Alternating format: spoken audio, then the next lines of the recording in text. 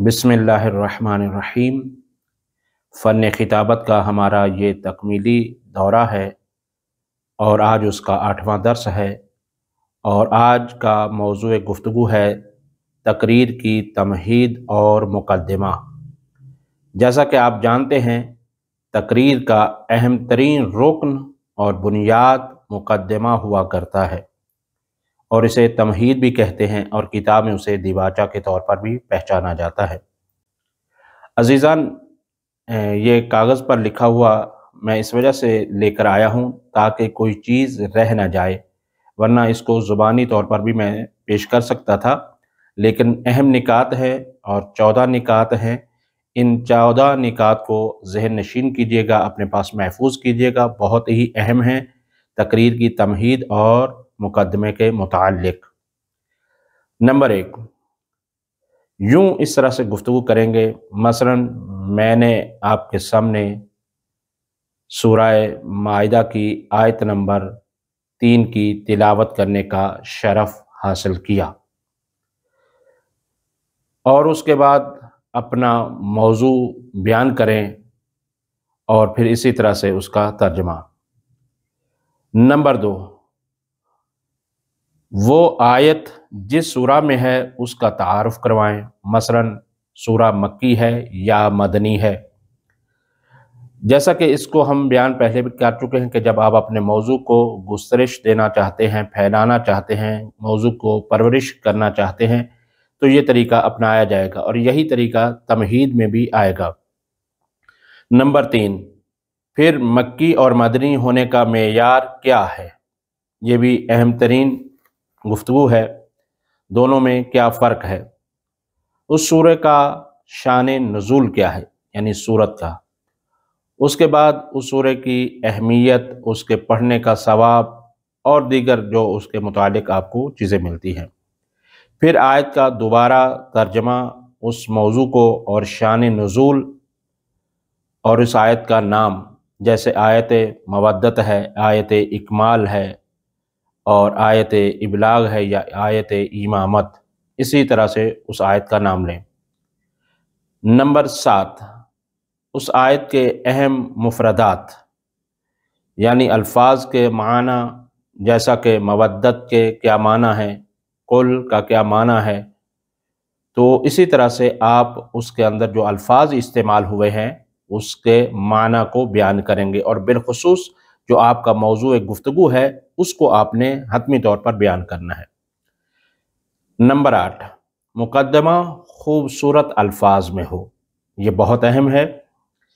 अदबी अल्फाज हो, यानी मुक़द्दमा मुखातब को मुतवज्जे करने का सबब बनता है और तकरीर की बुनियाद तमहीद होती है, जैसा कि पहले भी हमने अर्ज़ किया है। नंबर 9, तमहीद या मुक़द्दमा को पढ़ने का तरीका। देखिए, ये अंदाज़ आपका होना चाहिए कि जब आप पढ़ रहे हैं तो आपके तमहीद का पढ़ने का अंदाज़ कुछ यूँ हो कि आप बिल्कुल साकिन बैठे हुए होंगे और सिर्फ़ अपनी नज़रें उठाएंगे और आहिस्ता आहिस्ता मजमे पर डालकर और आप इस अंदाज़ में गुफ्तगू करना शुरू करेंगे। ज़्यादा बदन को हरकत नहीं देंगे और फिर मुक़द्दमे को ज़रा ठहर ठहर कर पढ़ा जाएगा। ये बहुत ही अहम है। बहुत सारे लोग इसको जल्दबाजी में पढ़ते हैं, नहीं, बल्कि इसमें बिल्कुल भी जल्दी ना करें, ठहर ठहर के पढ़ें। नंबर 9, मुक़द्दमा पुरवकार अंदाज में हो।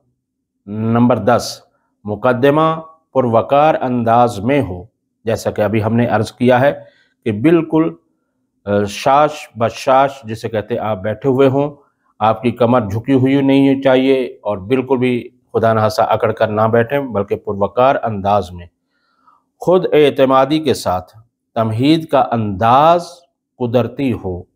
अजीज़ान, ये बहुत अहम है कि तकरीर का अंदाज, उसके अंदर तमहीद में कोई बनावट ना हो और बिल्कुल कुदरती अंदाज में जो आपका ओरिजिनल जो आपका अंदाज़ है, तरीक़ाकार है, उसी को आप सामने रखेंगे और इसमें किसी तरह की बनावट भी ना हो।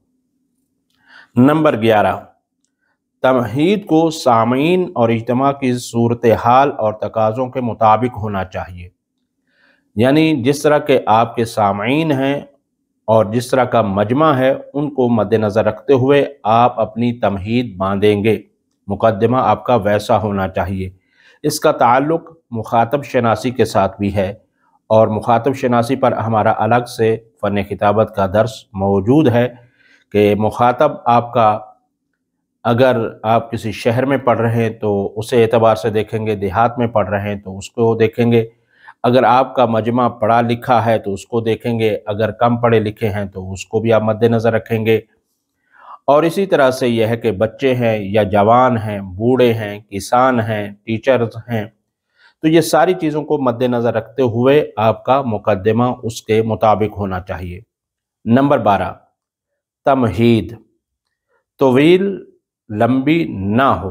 بعض دفعہ لوگ تمہید باندھتے ہیں تو اتنی لمبی باندھ دیتے ہیں کہ آدھا وقت تقریر کا اسی میں ہی گزر جاتا ہے۔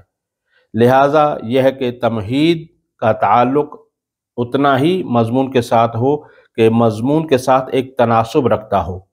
یعنی فرض کریں کہ اگر آپ کو 1 گھنٹہ تقریر کرنا ہے تو آپ تمہید 5 یا 7 منٹ سے زیادہ نہیں باندھیں گے، بلکہ اسی کے اندر اندر ہی آپ اپنی تمہید کو مکمل کریں اور پھر خوب اپنے موضوع پر گفتگو کریں، کیونکہ اگر آپ تمہید ہی میں لوگوں کو اکتا دیں گے اور تھک جائیں گے تو پھر آپ کی گفتگو جو ہے وہ آپ کی توجہ سے نہیں سنی جائے گی۔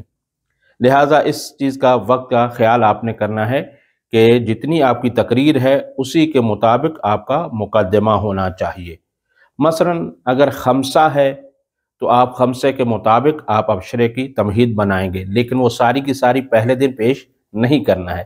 عشرہ محرم ہے یا عشرہ ہے تو آپ عشرے کا تمہید کے حساب سے دیکھا جائے تو آپ کو کم سے کم 10 گھنٹے تو پڑھنا ہے نا، تو 10 گھنٹے کا مقدمہ اگر دیکھا جائے تو 1 گھنٹہ بنتا ہے، لیکن 1 گھنٹہ مقدمہ پہلے ہی دن نہیں باندھ دینا، بلکہ کچھ باتیں کہیں کہ میں انشاءاللہ تعالیٰ کل عرض کروں گا تمہید کی، اور باقی تھوڑی سی آپ اپنی گفتگو کریں تمہید پر اسی اعتبار سے کہ 1 گھنٹہ تقریر کرنا ہے تو 5-7 منٹ میں آپ اپنا موضوع بیان کر دیں اور انشاءاللہ تعالیٰ بعد میں اس کو ذکر کریں گے۔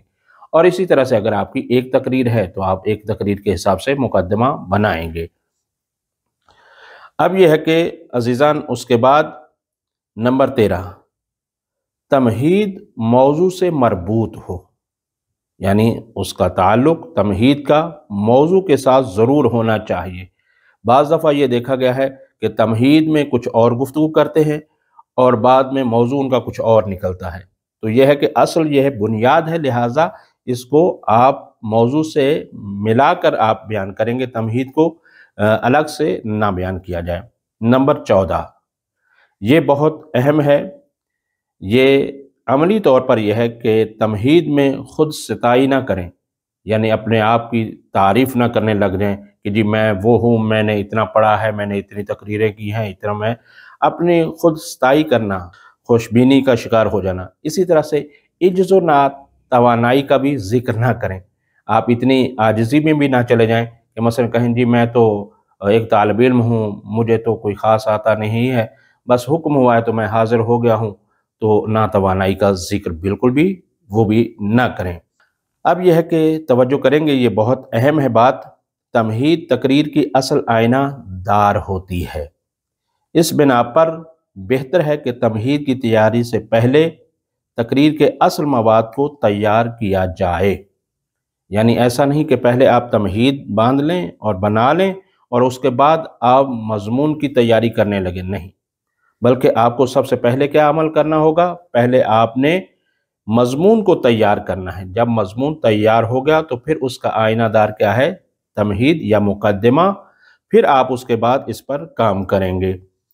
اور اسی طرح سے یہ ہے کہ آپ کی تمہید آپ کے مواد کی بہترین عکاس ہے، لہٰذا ان چیزوں کو مد نظر رکھ کر آپ اپنا مقدمہ بنائیں گے اور لکھیں گے۔ اور خاص طور پر یہ عرض کروں، خصوصاً جو نئے خطباء ہیں ان کو یہ چاہیے کہ جو تازہ ابھی پبلک میں جانا شروع کر رہے ہیں وہ اس میں بالکل بھی تکلف نہ کریں تمہید بنائے بغیر وہ ممبر پر ہرگز نہ جائیں، یعنی ہرگز مطلب یعنی ہرگز نہ جائیں۔ بعض اوقات ہم نے دیکھا کہ خصوصاً یہ تھوڑے بہت پڑھے لکھے جو حوزوی لوگ ہوتے ہیں ان کے لیے یہ زیادہ مشکل رہتی ہے۔ وہ سمجھتے ہیں کہ بس ہم پڑھ لیں گے جیسا بھی ہے، تو وہ ممبر پر جا کر اپنی تمہید بنا رہے ہوتے ہیں۔ تو یہ بالکل فنی اعتبار سے بہت ہی خراب ہے کہ آپ تمہید کو ممبر پر جا کر تیار کر رہے ہیں۔ نہیں، جیسا کہ آپ نے موضوع کو وقت دیا ہے، اپنے مواد کو وقت دیا ہے، تقریر تیار کرنے میں جیسے وقت دیا ہے، اسی طرح سے آپ اپنے تمہید اور مقدمے کو بھی باقاعدہ وقت دیں گے۔